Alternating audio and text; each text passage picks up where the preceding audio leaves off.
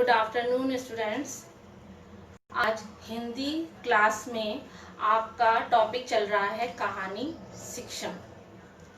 कहानी शिक्षण के अंतर्गत कल जो आपको अध्ययन कराया गया था, आज एक बार उसका फिर रिवाइज कर लेते हैं कि क्या क्या बताया था हमने। पुनरावृत्ति कर लें जब इसकी। तो हमने सबसे पहले आपको बताया था कहानी का अर्थ, कि कहानी का अर्थ क्या होता है। कहानी जो है, जैसे और साहित्य की अन्य विधाएं हैं, जैसे निबंध है, नाटक है, एकांकी है, इसी तरीके से जो कहानी भी है साहित्य की एक विधा है। और सभी विधाओं में कहानी जो है सबसे ज्यादा मनोरंजन करने वाला साहित्य का अंग है। बच्चों का, विद्यार्थियों का, बड़े जनों का, सबका मनोरंजन करने वाला अंग है विधा, साहित्य विधा का ये एक। और हमने ये भी बताया था आपको कि संस्कृत में जो कहानी है उसे आख्यायिका, कथानिका, कथागल्प, कथानक और वृत्तांत आदि के नामों से जाना जाता है। छोटी होती है कहानी, लेकिन बहुत भारी उपदेश दे जाती है, जो हमारे संपूर्ण जीवन को भी कभी कभी प्रभावित करती है। तो इस तरीके से कहानी का अर्थ हुआ। परिभाषाएं बताई थी कि बहुत से जो विचारक हैं उन्होंने तरह तरह की परिभाषाएं दी हैं। जैसे एडिसन हैं, उन्होंने कहा था कि अगर हमें किसी को शिक्षा देनी है, दीक्षा देनी है, उपदेश देना है, तो सबसे सशक्त साधन जो है वो कहानी है। कहानी सबसे ज्यादा प्रभावित कर सकती है, किसी को भी बहुत अच्छा उपदेश देकर जा सकती है। तो हमें कहानी शिक्षण का ही जो प्रयोग करना चाहिए जब किसी को शिक्षा देनी है। प्लेटो ने कहा था कि जैसे भोजन और व्यायाम शरीर के लिए जरूरी है, वैसे ही मनोरंजन के लिए कहानी, आदमी का मनोरंजन करने के लिए जो कहानी जरूरी है, और आत्मा के सुकून के लिए संगीत जरूरी है। ठीक है। फिर मुंशी प्रेमचंद का भी एक वाक्य था पूरा कहानी में, कि कहानी एक ऐसी रचना है जिसमें जीवन के एक अंग का या एक मनोभाव का वर्णन किया जाता है। मैथ्यूज ने कहा था कि कहानी एक घटना प्रधान होती है। कहानी में कोई ना कोई घटना जरूर होती है। अगर घटना नहीं है तो कहानी बेकार है, उसका कोई अर्थ नहीं है। ठीक है। और कहानी के उद्देश्य तक पहुंचने के लिए उसमें कोई बाधा नहीं आनी चाहिए बीच में। तो ये कहानी शिक्षा है। फिर इसकी विशेषताओं के विषय में बताया था कि बच्चों में विशेषताएं क्या है। बच्चों में कौतूहल और जिज्ञासा पैदा करती है। कहानियां जो होती हैं बाल, भाषा और साहित्य के अनुरूप होती हैं। घटना प्रधान होती हैं, एकत्व प्रस्तुत करती है। एक कहानी के अंदर एक घटना या एक वाक्य होता है। फिर कहानी सुनकर कोई ना कोई महान कार्य करने की हमें प्रेरणा मिलती है। हमने उदाहरण के तहत भी आपको समझाया था कि कौन कौन सी कहानियां कौन कौन से हमारे अंदर महान कार्य करने के लिए हमें प्रेरित करती हैं। फिर कल्पना शक्ति का विकास होता है। इससे बच्चे अपनी कल्पना के घोड़े दौड़ाकर उस बुद्धि जो है उसका यूज करते हैं। फिर कहानी का आकार हमेशा छोटा होता है, इसलिए जल्दी से सुना दी जाती है। ये नहीं है कि टुकड़ों में सुना के काफी दिनों में खत्म हो वो। तो इसमें इंटरेस्ट बना रहता है। कहानी जो है हमें मानसिक संतुष्टि देती है, मनोरंजन करती है, और व्यक्ति के समय का सदुपयोग भी इससे होता है। तो ये विशेषताएं थी। फिर इसकी उपादेयता, कहानी शिक्षण की उपादेयता है, महत्व है या आवश्यकता है, वो क्या थे कि स्मरण शक्ति का, बच्चों की याददाश्त का विकास होता है, इसमें स्मरण शक्ति बढ़ती है। मनोरंजन का ये एक सशक्त साधन है। बच्चों का शब्द भंडार बढ़ता है, उन्हें मुहावरों का ज्ञान होता है। फिर जीके सामान्य ज्ञान में वृद्धि होती है उनके। फिर मानव कैसे कैसे इस दुनिया में मानव किस किस तरीके का व्यवहार करता है, कैसे कैसे चरित्र होते हैं व्यक्ति के, इस कहानी को सुनकर हमें जो कैरेक्टर होते हैं उनके द्वारा पता चलता है। बच्चों में तर्क वितर्क करने की क्षमता उत्पन्न होती है। सृजनात्मकता का विकास होता है, वो खुद कहानी बनाने लगते हैं। फिर अवलोकन, चित्र दे दिया जाए कहानी का, उसको देखकर निरीक्षण करके कहानी बनाएंगे तो अवलोकन और निरीक्षण शक्ति का विकास होगा। श्रोता, कहानी सुनाने वाले के बीच में और सुनने वाले के बीच में, मतलब श्रोता और वक्ता के बीच में आत्मीयता का संबंध स्थापित होता है। फिर बच्चे अपनी कहानी खुद बनाते हैं। भावाव्यक्ति का जो है योग्यता का विकास होता है, मतलब कहानी बनाते समय अपने भाव है, विचार हैं, वो प्रस्तुत करेंगे कागज पर या किसी को सुना के, तो भावी व्यक्ति की योग्यता का विकास होगा।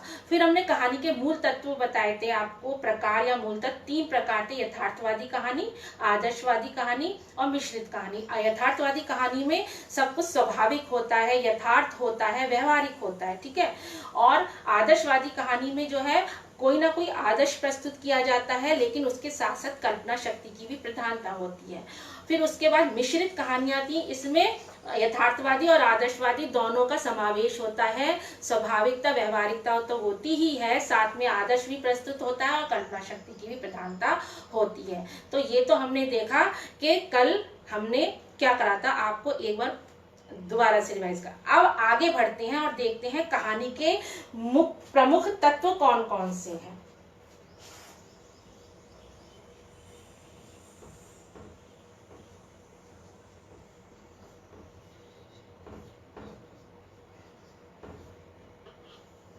कहानी के प्रमुख तत्व, जिसमें सबसे पहले है आपका शीर्षक।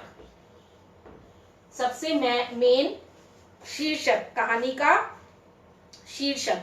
तो शीर्षक कहानी का जो है कैसा होना चाहिए, तो कहानी का शीर्षक ऐसा होना चाहिए जो छोटा हो, मतलब संक्षिप्त हो, सरल हो, रोचक हो, और शीर्षक को देखते ही हमें ऐसा लगे कि कहानी के अंदर क्या हो, मतलब कहानी की एक झलक सी मिल जाए हमें। शीर्षक ऐसा होना चाहिए। अब कुछ उदाहरणों के साथ हम आपको बताते हैं कि सती सावित्री कहानी शीर्षक है, तो उसको देखते ही सुनते ही पता चलता है कि इसमें किसी महिला के, सावित्री नाम की महिला होगी और उसके सतीत्व के विषय में बताया गया होगा, ठीक है।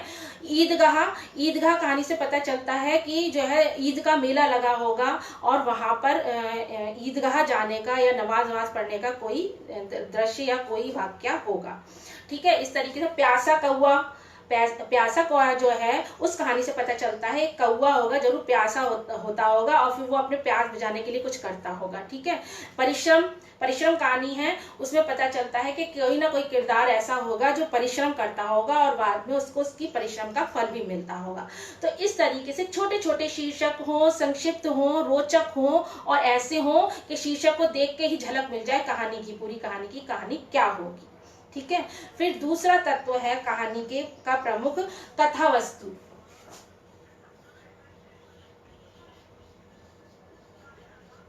कथा वस्तु होती है मतलब कथाई, जो कहानी के अंदर कथा कही जा रही है वही है। तो कथा वस्तु भी सरल होनी चाहिए, रोचक होनी चाहिए, स्पष्ट होनी चाहिए, बिल्कुल स्पष्ट, जो इतने छोटे से बच्चे के भी समझ में आ जाए। क्रमबद्ध होनी चाहिए, एक के बाद एक, अगर बचपन से सुनाया जा रहा है तो एक के बाद एक स्टेप सुनाए जाने चाहिए, ठीक है। फिर गतिशीलता होनी चाहिए, उसमें कहीं ठहराव नहीं होना चाहिए, बच्चे बोर होने लगते हैं। जीवन से संबंधित होना चाहिए कि जिसे देखकर हमें ऐसा लगे कि हाँ ये वाक्य भी हमारे जीवन में घटित हुआ है या हो सकता है, नेचुरलिटी जो होती है जीवन की, उसमें तो जीवन से संबंधित होनी चाहिए। और सबसे बड़ी बात, कहानी का जो एंड हो वो सुखांत होना चाहिए, ना कि दुखांत। अगर दुखांत होगा तो कि बच्चों का मन तो इतना कोमल होता है कि वो बहुत आघात लगेगा, विचलित हो जाएंगे, कई दिनों तक बेचैन रहेंगे। अपन ने भी देखा है कि कोई मूवी वगैरह देख कर आते हैं, अगर सुखांत है तब तो सही है, और अगर दुखांत होता है तो कई दिनों तक उसके बारे में सोचते रहते हैं कि ऐसा क्यों हुआ, वो जिंदा ही रह जाता, मर क्यों गया, ठीक है ना। तो इसी तरीके से जो भी स्टोरी हो उसका एंड सुखांत हो, बच्चे के दिल को आघात लगाने वाला नहीं होना चाहिए। अब आपका अगला है शैली। भाषा शैली या शैली कैसी होनी चाहिए? शैली भी सरल होनी चाहिए, रोचक होनी चाहिए, ऐसी होनी चाहिए बच्चों की जो समझ में आ जाए। व्याकरण का हल्का फुल्का पुट होना चाहिए उसमें। कैसे कि अगर थोड़े से शब्द होने चाहिए जिसे बच्चा पूछे उसका अर्थ मतलब क्या है, जिससे बच्चे के शब्द भंडार में वृद्धि होगी। और जगह जगह मुहावरों का प्रयोग होना चाहिए, जब मुहावरों का प्रयोग होगा तो उसके बारे में भी बच्चा पूछेगा कि इसका क्या मतलब है। तो जब उसको मतलब बताया जाएगा तो उसको मुहावरों का ज्ञान भी होगा। तो इस तरीके से जो शैली होनी चाहिए उसमें सरल, रोचक होनी चाहिए, स्पष्ट होनी चाहिए, और कहीं ना और थोड़ा बहुत उसमें छोटे बच्चों के लिए हो तो व्याकरण का या पुट होना चाहिए, जिसमें व्याकरण और शब्द भंडारों में बच्चों की वृद्धि होगी। ठीक है। तो अगला है देश काल। शैली के बाद है चौथा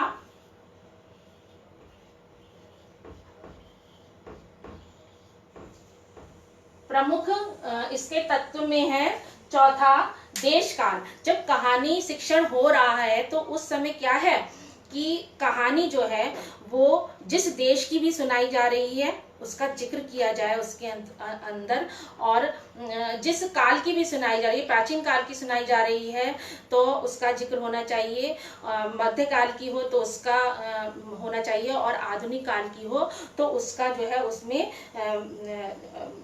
करना चाहिए। मतलब कहने का ये है कि कहानी जो है वो अपने समय का प्रतिनिधित्व करने वाली होनी चाहिए। ग्रामीण कहानी सुनाई जा रही है तो वो बताया जाए बच्चों को, और अगर शहरी कहानी है तो वो मतलब जितना भी देश काल है उसका प्रतिनिधित्व करने वाली कहानी हमारी होनी चाहिए। बच्चों को ज्ञान होना चाहिए कि वो आखिर सुन रहे हैं तो किस देश की कहानी सुन रहे हैं, कौन से काल की सुन रहे हैं। ठीक है। तो इस तरीके से प्रतिनिधित्व करने वाली हो। आगे है पात्र व चरित्र चित्रण। 5 है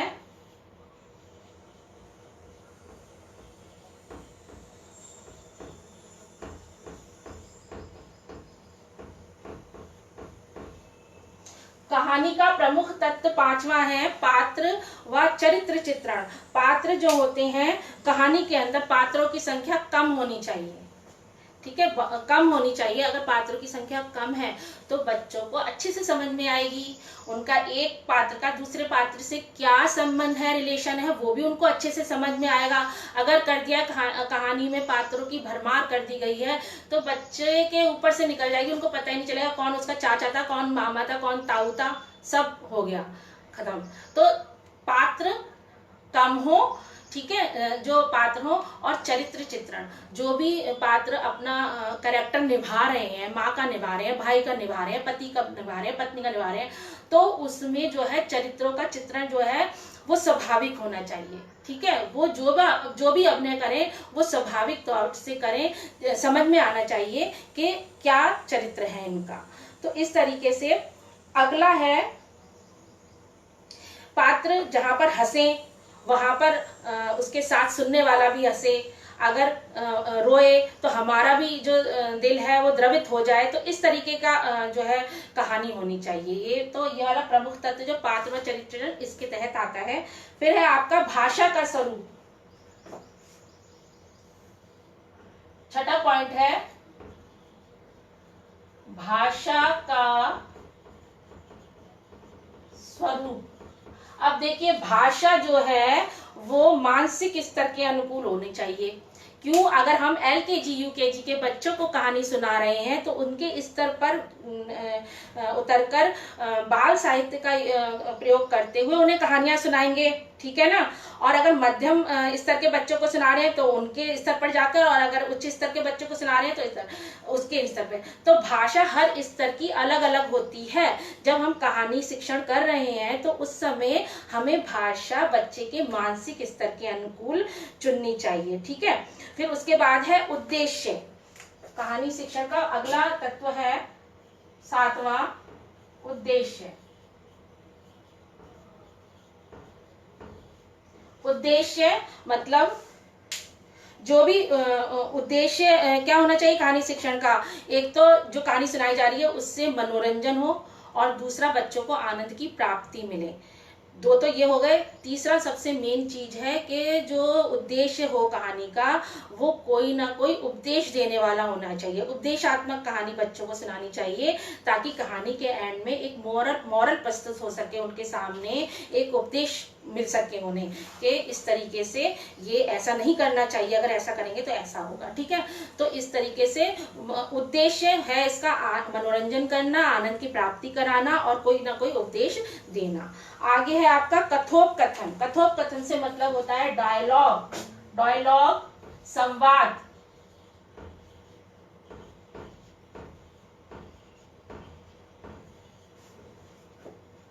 ठीक है। कैसे होने चाहिए संवाद? छोटे छोटे होने चाहिए, सरल होने चाहिए, रोचक होने चाहिए, आकर्षित करने वाले होने चाहिए, जो मतलब आकर्षित कर सके, हृदय को छूने वाले होने चाहिए, मर्म स्पर्शी होने चाहिए, और जो पात्र जैसा भी डायलॉग या संवाद बोले उसके अनुकूल लिखा गया स्वाभाविक जो डायलॉग या संवाद होना चाहिए, पात्र के अनुकूल होना चाहिए, ठीक है। तो कैसा होना चाहिए संवाद? छोटे, सरल, रोचक, आकर्षक और पात्र के अनुकूल संवाद होने चाहिए। तो इस तरीके से हमने ये 8 जो है कहानी के प्रमुख तत्व हैं वो देखे। कौन कौन से? शीर्षक कहानी के हिसाब से होना चाहिए छोटा, कथा वस्तु वो भी कथा वस्तु भी जो है वो अच्छी, सरल और रोचक होनी चाहिए, इंटरेस्टिंग। शैली भी बच्चों के अनुकूल होनी चाहिए, व्याकरण का पुट होना चाहिए, उसमें मुहावरे आदि का भी प्रयोग हो। देश काल, जिस भी देश और काल की घटना बताई जा रही है उसका वर्णन किया जाए। फिर पात्र व चरित्र चित्रण, जो भी पात्र हैं वो स्वाभाविक होने चाहिए, अपने किरदार को पूरी तरह से निभाते हुए दिखने चाहिए। फिर भाषा का स्वरूप स्तर पर उतर के करेंगे, मानसिक स्तर के अनुसार। फिर उद्देश्य मनोरंजन प्रदान करना, आनंद की प्राप्ति कराना, और फिर उपदेश देना। कथोपकथन संवाद छोटे, सरल, रोचक, आकर्षक और पात्रों के अनुकूल होने चाहिए। तो ये थे कहानी के प्रमुख तत्व। अब हम देखते हैं कहानी शिक्षण के उद्देश्य क्या होते हैं।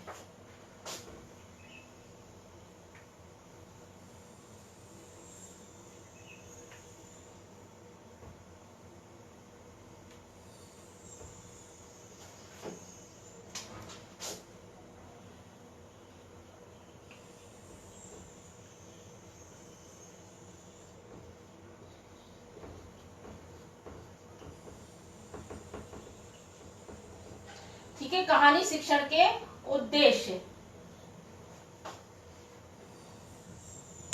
तो कहानी शिक्षण का पहला उद्देश्य है बच्चों को या छात्रों को भाषा शैली,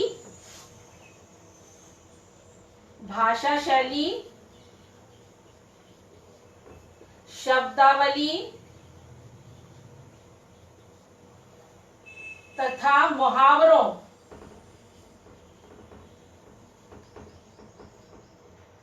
का ज्ञान।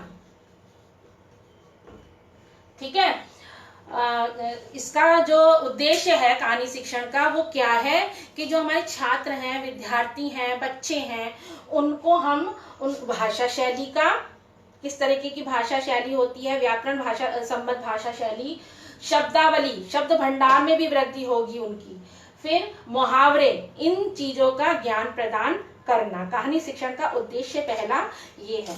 फिर है दूसरा, स्वस्थ मनोरंजन प्रदान करना। बच्चों को, छात्रों को या विद्यार्थियों को स्वस्थ मनोरंजन प्रदान करना, इसकी शिक्षा देना भी कहानी का उद्देश्य है। फिर तीसरा है भावात्मक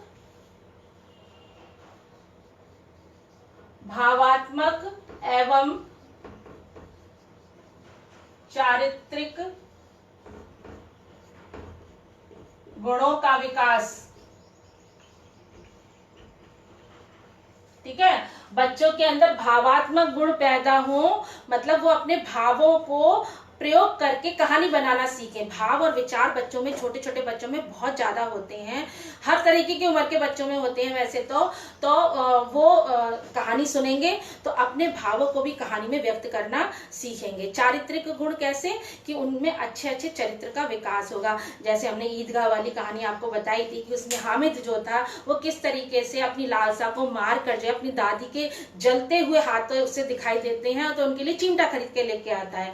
तो इस तरीके से की कहानियां जब हम सुनाएंगे बच्चों को तो वो कहेंगे हामिद कितना अच्छा था, हमें भी वैसा बनना चाहिए। ठीक है, और कछुआ खरगोश की है उससे ये बच्चों को चरित्र में ये विकास होगा कि बच्चे समझेंगे कि लगातार परिश्रम करते रहो, जब तक अपने उद्देश्य को प्राप्त ना कर लो तब तक बिल्कुल रुकना नहीं चाहिए, नहीं तो जो है हम खरगोश की तरह हार जाएंगे। कछुए ने जो धीमी भी चल रहा था लेकिन लगातार चलता रहा, परिश्रम करता रहा, तो लक्ष्य को प्राप्त कर लिया उसने, वो जीत गया।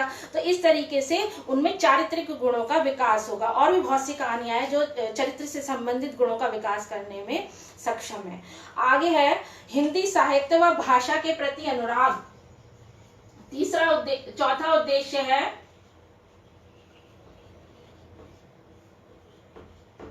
हिंदी साहित्य व भाषा के प्रति प्रेम, प्रेम लिख देते हैं, प्रेम, ठीक है।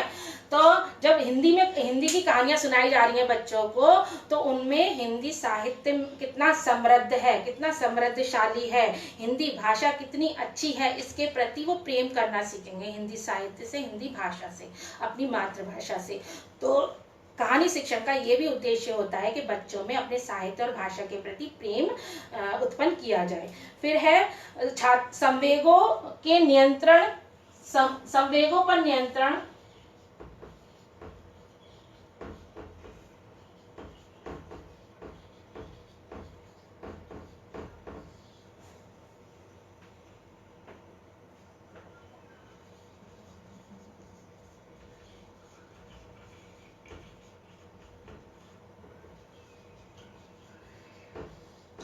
क्या है पांचवा कि संवेगों पर नियंत्रण करने की क्षमता का विकास। विद्यार्थियों में जो संवेग होते हैं, जब देखिए बाल्यावस्था से जब किशोरावस्था की तरफ बच्चा जाता है तो बहुत से नेगेटिविटी हो जाती है, उसके अंतर्गत नकारात्मक संवेग पैदा हो जाते हैं, क्रोध बहुत आने लगता है उसको, अपना मतलब कंपिटिटर देखकर, कोई प्रतियोगी है उसे देखकर घृणा, द्वेष की भावना, हिंसा, इस तरीके की प्रवृत्तियां बच्चे में उत्पन्न हो जाती हैं। तो इस समय मतलब जब कहानी का उद्देश्य ही ये है कि उनको अच्छी अच्छी कहानियां सुनाकर, प्रेरणात्मक कहानियां सुनाकर इस तरीके की क्षमता उनमें पैदा की जाए कि वो अपने ये संवेग, जो नकारात्मक संवेग है ना, उन पे कंट्रोल करना, नियंत्रण करना सीख जाए वो लोग। तो ये भी कहानी शिक्षण का एक उद्देश्य है कि जितने भी नकारात्मक उनके संवेग हैं उन पर वो नियंत्रण करना सीख जाए। अगला पॉइंट देखते हैं आप,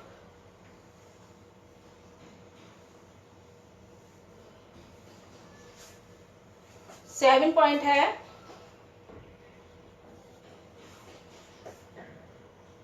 कल्पना शक्ति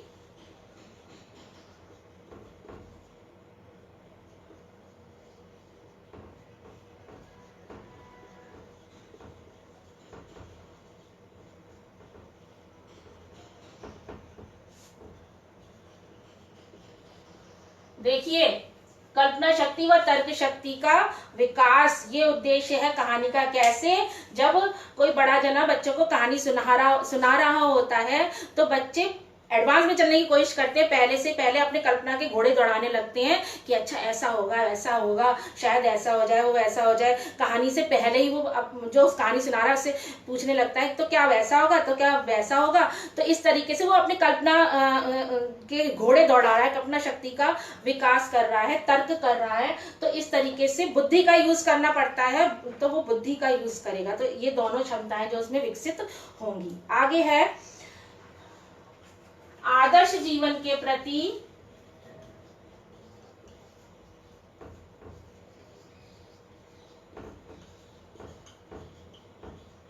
जागरूकता।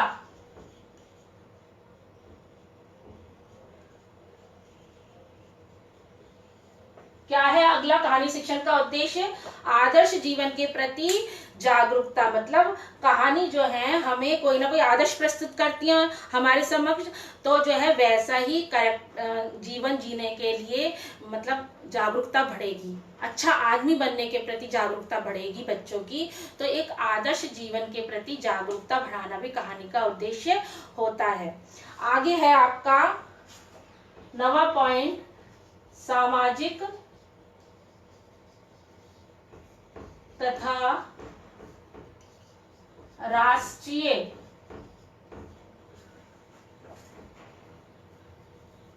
सामाजिक, राष्ट्रीय तथा अंतरराष्ट्रीय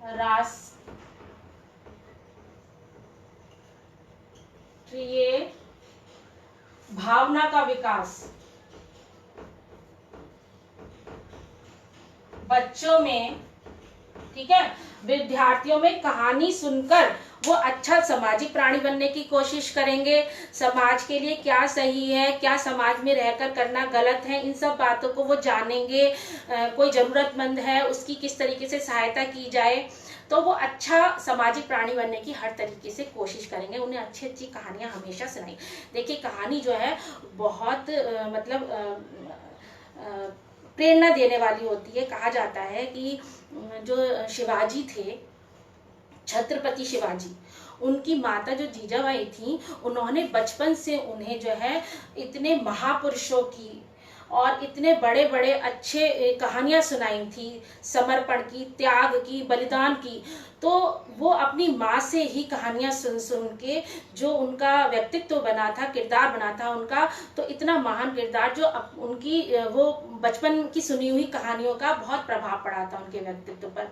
तो कहानियां बहुत ज्यादा प्रेरणा देती हैं। तो कहानी एक अच्छा सामाजिक प्राणी बना सकती है, ठीक है। फिर राष्ट्रीय, राष्ट्रीय मतलब अपने देश से प्रेम करना, समर्पण करना, बलिदान करना उसके लिए, ये सब भी सिखाती है। और दूसरा है अंतर्राष्ट्रीय भावना भी विकसित करती है। कैसे?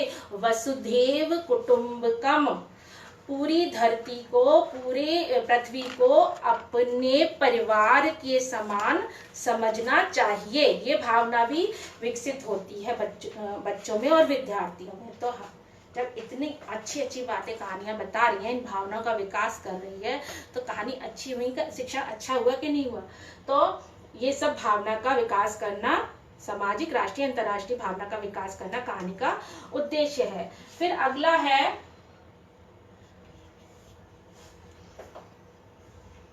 सत्यम शिवम सुंदरम। सत्यम शिवम सुंदरम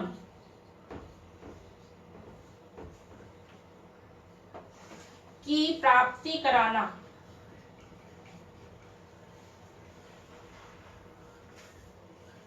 ठीक है, सत्यम शिवम सुंदरम, इस वाक्य का क्या अर्थ है पहले तो वो समझ लो आप। कहा जाता है कि सत्य जो होता है वही हमेशा क्या है? शुभ होता है, पवित्र होता है। और जो शुभ और पवित्र है वो हमेशा ही सुंदर होता है। ठीक है ना? तो बच्चों में कहानियां सुनने के बाद, कहानी शिक्षण का प्रमुख उद्देश्य ये है कि बच्चे कहानी सुने और सुनकर हमेशा सत्य को अपनाएं, पवित्रता को अपनाएं। और जब इन दोनों को अपनाएंगे तो हमेशा उनका जीवन सुंदरता ही सुंदरता देखेगा, सुंदर बन जाएगा। ठीक है, अब है कहानी को, क्या एक पॉइंट बचा है लास्ट वाला,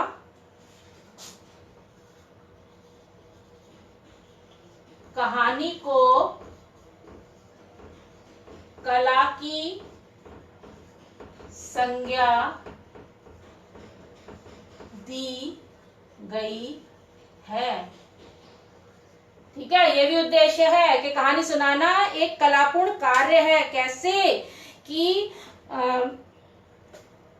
एक कहानी सुनाने वाला वक्ता है, अगर उसने रूखे स्वर में बस एक ताल अपनाई और बस कहानी खत्म कर दी, बेरुखी से, कोई ना अभिनय उसमें, ना कोई अच्छी तरीके से सुनाना है। लेकिन अगर कोई वक्ता है कहानी बताने वाला, तो वो अभिनय के द्वारा, छोटे बच्चे तो तभी इम्प्रेस होते हैं जब उनको कहानी सुनाई जाए ना, तो डर के भाव हैं तो उस समय डर के भाव लाए सुनाने वाला, क्रोध के भाव हैं तो क्रोध के भाव लेके आए, प्रेम के, माँ की कहीं पे बात आ रही है, प्रेम के भाव हैं तो उस तरीके से सुनाए। तो बच्चा चेहरे के जो हमारे भाव हैं उन्हें देखता है। तो इस तरीके से कहानी सुनाने में जो जितने भी भाव है अभिनय करके सुनाया जाए उन्हें। ठीक है, तो इस तरीके से कहानी सुनाना भी एक कला है। मतलब इस तरीके से रूखी रूखी तरीके से, शुष्क तरीके से नहीं सुनाना चाहिए कहानी। ना तो बच्चों को याद रहेगी और ना जो है वो कोई उपदेश उससे ग्रहण करेंगे। अगर उसने अभिनय के द्वारा, हाथों को इशारे के द्वारा इस तरीके से सुनाई जाएगी तो हंसी का कहीं पे तत्व आता है तो हंसना चाहिए सुनाने वाले को। कहीं पे रोने का है वाक्य तो वहां पे मतलब ऐसा होना चाहिए रोने जैसी शक्ल। तो बच्चा शक्ल देखकर, छोटे बच्चे होते हैं शक्ल देख के कहानी सुनते हैं तो उनको वो कहानी अच्छी लगेगी। तो कहानी सुनाना भी एक कलापूर्ण कार्य होता है। अब आपके उद्देश्य जो है खत्म हो चुके हैं। अब चलते हैं कहानी का चुनाव।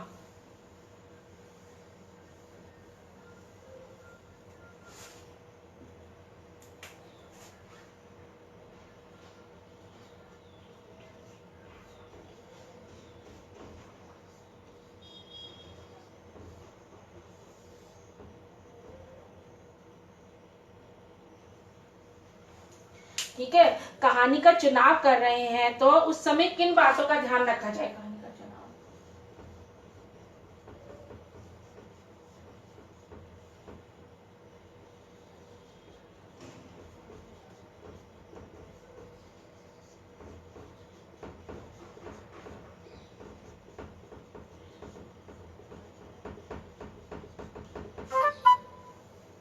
देखिए जब कहानी का चुनाव करते हैं, हमें कहानी सुनानी है, कहानी का चुनाव करते वक्त ध्यान में किन किन बातों को रखना चाहिए। ठीक है, कौन कौन सी बात रखनी बहुत जरूरी है, तभी कहानी सुनाना सही रहेगा, नहीं तो उसका कोई अर्थ नहीं रहेगा। तो सबसे पहले है कहानी मानसिक स्तर के अनुकूल सुनाई जाए। अभी हम पहले भी आपको बता चुके हैं, सबसे पहले इसमें है मानसिक स्तर के अनुसार।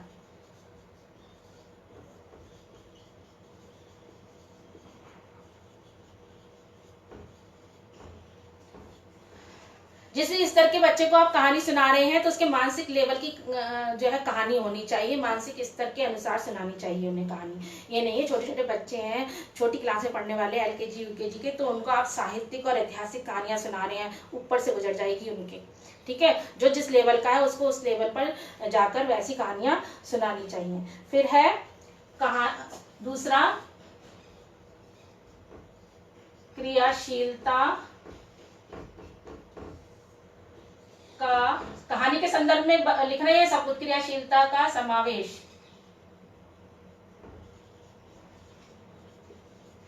देखिए आपको पता होगा जो बच्चे होते हैं, विद्यार्थी होते हैं और छोटे बालक जो होते हैं वो बहुत ही क्रियाशील होते हैं, बहुत क्रियाशीलता बहुत ज्यादा होती है उनके अंदर, एक्टिविटी बहुत करते हैं वो। तो कहानी ऐसी होनी चाहिए जो उनकी उस गतिशील क्रियाशीलता को बनाए रखे। कहानी भी क्रियाशील होनी चाहिए, मतलब कहीं पे ठहराव नहीं होना चाहिए, गतिशीलता ही होनी चाहिए और ऐसी होनी चाहिए जिससे बच्चों को लगे कि हाँ इसमें जैसे हम हैं वैसे ही ये कहानी के बारे में हमें बताया जा रहा है। तो क्रियाशीलता बच्चों के अंदर है तो क्रियाशीलता का समावेश होना चाहिए कहानी में।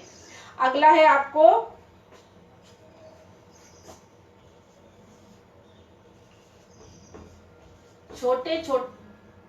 छोटे वाक्य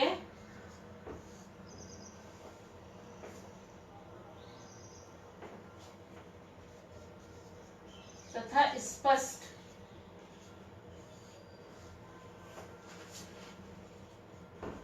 कहानी में जो भी हम वाक्य यूज कर रहे हैं कहानी सुनाते समय तो वो छोटे छोटे होने चाहिए और पूरी तरह स्पष्ट होने चाहिए जो छोटे बच्चों की अच्छी से समझ में आ जाए। अगला वही है कहानी का अंत दुखांत ना हो। कहानी जो है दुखांत ना हो, सुखांत होना चाहिए। बच्चे विचलित हो जाएंगे, कोमल हृदय होता है, आघात लगेगा उन्हें। फिर आगे है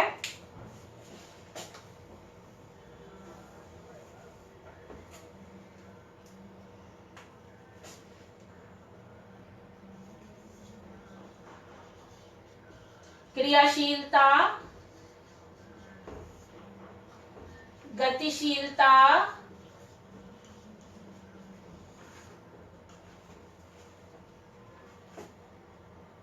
वार्तालाप, नाटकीयता,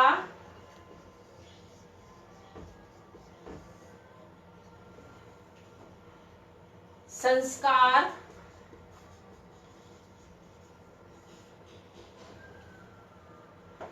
तथा मनोरंजन।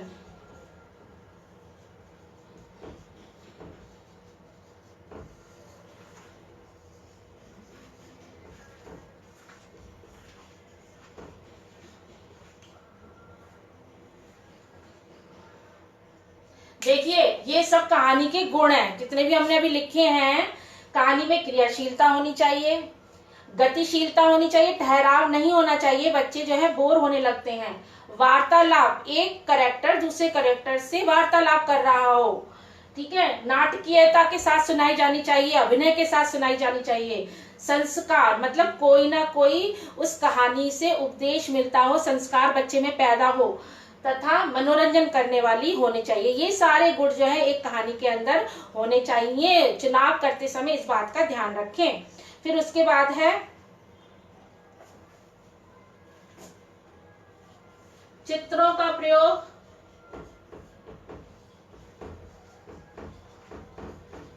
चित्रों का प्रयोग हो। देखिए कहानी जो सुना रहे हैं तो उसमें क्या है, जो कहानी सुना रहे हैं तो उसमें चित्रों का भी प्रयोग होना चाहिए। छोटी क्लासों में देखा है आपने कि जब हम बच्चों को कहानियां सुनाते हैं तो मतलब जो भी उनकी बुक, छोटी छोटी बुक वगैरह होती हैं, तो उस बुक में क्या होता है कि लाइनें 4 दे रखी हैं, 5 दे रखी हैं, फिर उसका चित्र दे रखा है। तो बच्चे उसको पढ़ते हैं, फिर उस चित्र को देखते हैं, वैसे ही चित्र दिखता है उन्हें।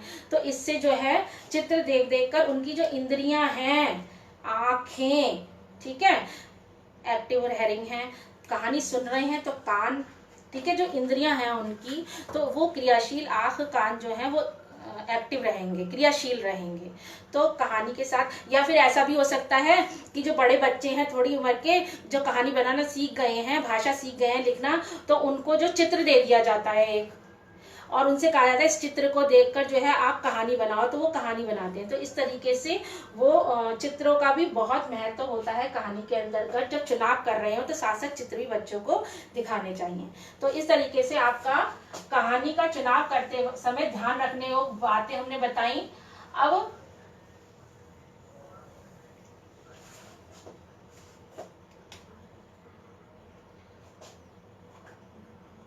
कहानी शिक्षण की विधि।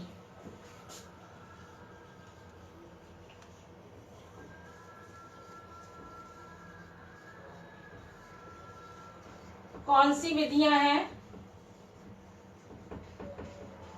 देख लेते हैं। कहानी शिक्षण की विधियां, सबसे पहले है कहानी निबंध के रूप में। कहानी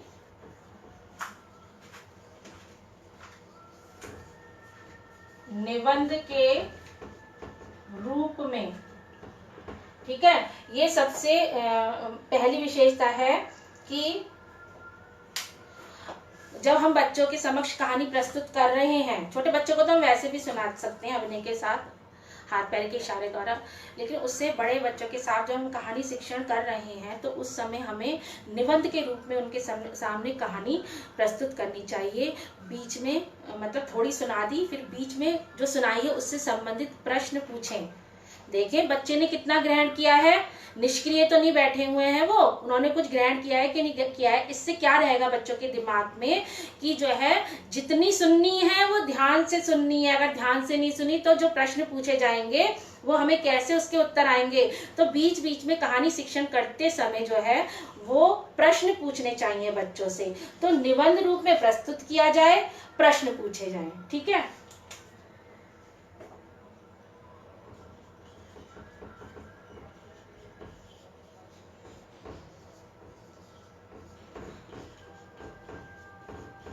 ये एक शिक्षण विधि है कि कहानी को निबंध के रूप में प्रस्तुत करना और प्रश्न विधि को अपनाना, ठीक है। फिर दूसरा है कहानी संबंधी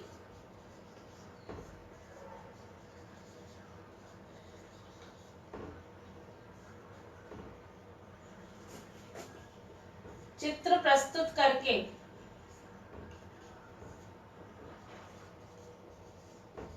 ये कहानी शिक्षण कर रहे हैं तो कौन कौन सी विधियां अपना सकते हैं हम, ठीक है, वो है। तो चित्र उपस्थित करके छात्रों के समक्ष जो है कहानी से संबंधित चित्र को उपस्थित करो, ठीक है। फिर जो है उनसे कहो, मतलब आधी कहानी उन्हें सुना दी है, और फिर उसके बाद जितनी बची हुई कहानी है उसका चित्र उपस्थित कर दो उनके सामने, आप बताओ, फिर उनसे पूछो अब क्या होगा, अब क्या होगा। तो जितने बच्चे हैं वो अपने भावों और विचारों के अनुकूल जो है प्रश्न के उत्तर देते जाएंगे, ठीक है। या फिर पूरा एक चित्र दे दो उनको, और जो है ना उनसे पूछो कि इसमें क्या कहानी बनती है। तो हर बच्चा अपना भावों विचारों का प्रयोग करके जो है अलग अलग कहानियां देखेगा, जो भी उसमें दिख रहा होगा, बच्चे दिख रहे होंगे, पार्क दिख रहा होगा, जो भी दिख रहा होगा। तो इस तरीके से चित्र प्रस्तुत करके बच्चों को कहानी सुनानी चाहिए, या जो कहानी हम सुना रहे हैं उसका चित्र प्रस्तुत करना चाहिए, तो इंद्रिय क्रियाशील उनकी होंगी। अगला है सोपानों में बांटकर। अब देखिए कहानी सुना रहे हैं तो उसको स्टेप्स में बांट दीजिए, ठीक है। ये पूरी कहानी, अगर कहानी थोड़ी सी लंबी है तो उसको स्टेप्स में बांट दीजिए, कहानियों को सोपानों में बांटकर सुनाना चाहिए बच्चों को। और एक सोपान खत्म हो गया है, एक स्टेप खत्म हो गया है, उसके बाद उससे प्रश्न पूछो उस स्टेप से संबंधित, फिर दूसरा स्टेप बताओ, फिर उस स्टेप से दूसरे स्टेप से संबंधित उससे क्वेश्चन करो। तो इस तरीके से बच्चे क्रियाशील बने रहेंगे क्लास के अंतर्गत कहानी सुनते समय, कहानी शिक्षण के समय, ठीक है। फिर आगे है चौथा, पुनरावृत्ति।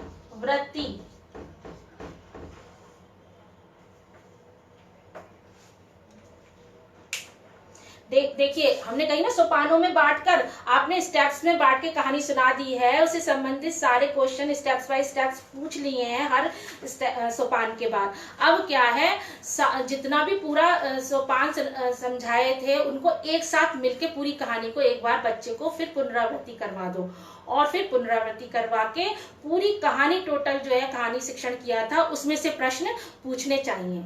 इस तरीके से कहानी की पुनरावृत्ति, समस्त कहानी की पुनरावृत्ति भी बच्चे को करानी चाहिए।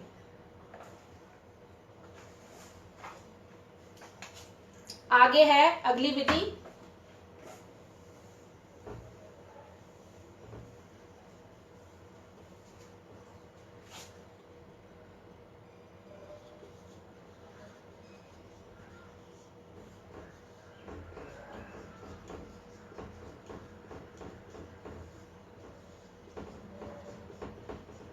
कहानी को चित्रित करवाना। ऐसा भी हो सकता है, इस विधि का भी यूज किया जा सकता है कहानी शिक्षण के दौरान, कि जो शिक्षक है, अध्यापक है, वो कहानी सुना दे पूरी, फिर कहानी सुनाने के बाद जो है, या फिर स्टेप बाय स्टेप सुना दे, जैसे भी उसे सुनानी है वो सुना दे। तो और फिर उससे बच्चों से कहे कि जो भी मैंने आपको बताया है कहानी के अंदर उसका एक चित्र बनाकर दिखाओ। तो बच्चे क्या हैं, चित्र बना के दिखाएंगे, प्रश्न नहीं पूछने हैं इस समय, तो चित्र देखकर ही पता चल जाएगा बच्चों ने कितना उनके दिमाग के अंदर घुसा है, ऊपर से तो नहीं निकल गया। तो इस तरीके से कहानी को चित्रित करने के लिए भी बच्चों को कहा जा सकता है। अगला और लास्ट है नाटक और अभिनय के द्वारा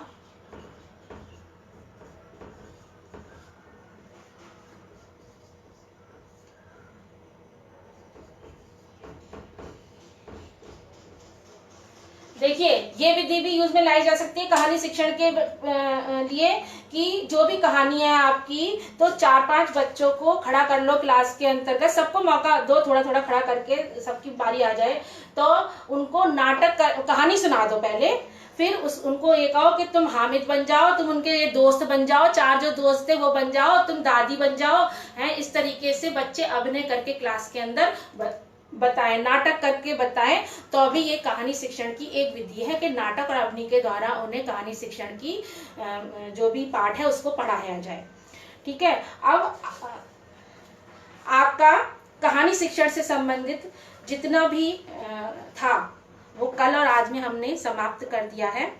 अब आगे साहित्य की जो भी अगली विधा है उसको कल शुरू करेंगे।